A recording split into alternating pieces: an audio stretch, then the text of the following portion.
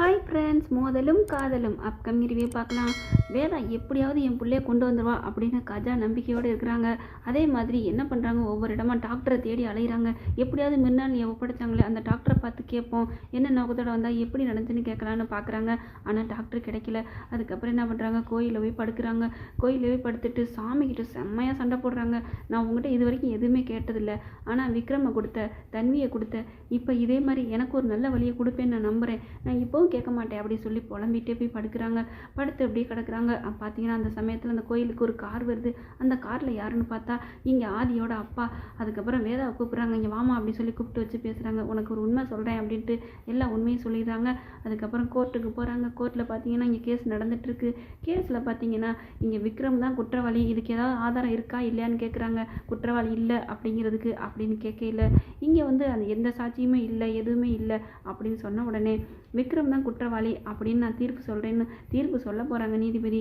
அப்போ பார்த்தீங்கன்னா ஒரு தீர்ப்பு நிறுத்துங்க அப்படிங்கிற மாதிரி வேதா சொல்லிட்டு வராங்க. இங்கே சாட்சி இருக்குது அப்படின்னு சொல்லிட்டு பார்த்தா வீல் சேரில் ஆதியோட அப்பா உள்ளே வர்றாங்க. ஆதி அப்படியே பயங்கரமாக நடுங்கிறாரு.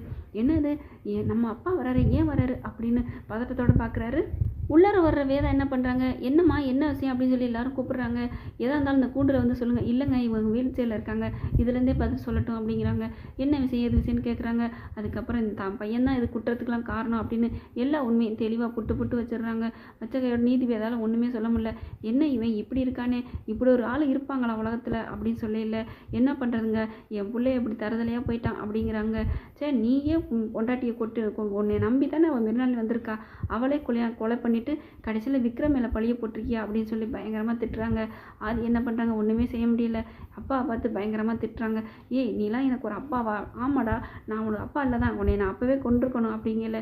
சரி, இப்போ மட்டும் என்ன, உன்னை நான் சும்மா விட மாட்டேன் அப்படின்னு சொல்லி பயங்கரமாக அப்பா போய் தாக்க போகிறாங்க. அதுக்குள்ளே எல்லோரும் போலீஸ்லாம் பிடிச்சிடுறாங்க. அப்புறம் விக்ரம் நிரபராதின்னு சொல்லி விடுதலை பண்ணிடுறாங்க. எல்லாருமே அப்படியே நன்றி பெருக்கோட அப்படியே அந்த ஆதி அப்பாவுக்கு நன்றி சொல்கிறாங்க.